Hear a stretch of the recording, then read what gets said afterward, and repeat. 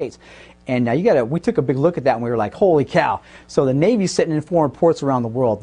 The Florida Chads, during the 1999 Florida Chads, the United States ceased to exist for 90 days. It was done. But there was an 18-day period in there where the post office was closed down. There was no longer a president. There was no longer a need for a middleman or a trustee anymore.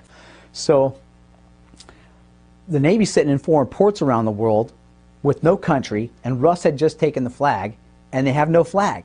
So they're sitting in foreign ports around the world in warships, and I'm sure all the weapons were like, what nation are you guys from, and where's your flag at? And when we went through the presidential paperwork and the congressional record, this is all chronicled in the congressional record and the presidential paperwork that we had ran across for that day, that we had found with what happened was that Bill Clinton was halfway around the world in Kosovo with the National Security Council. At 9 a.m. in the morning, he got a phone call from here in the United States telling him that the Title IV flag had just been captured by Russell-J. Gould and David-Wynn Miller, and it was now their new flag. They had just saved the United States from a surrender and takeover of Great Britain, this orchestrated long-range warfare attack that these guys had spent 200 years orchestrating had been stopped in its tracks by these guys.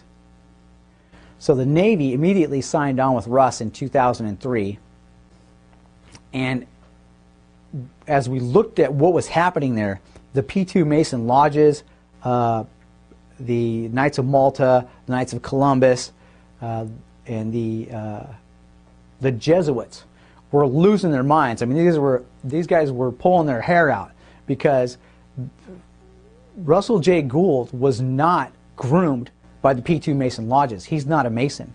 He's not a Knight of Columbus. He's not a Knight of Malta. He's not a Jesuit. He's an American, a guy from Wyoming who was smart enough to figure this whole thing out and save the country from being surrendered.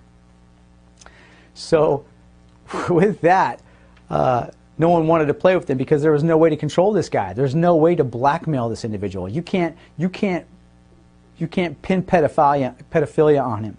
You can't pin racketeering on him. He has done nothing but save the nation, set up a whole new construct globally.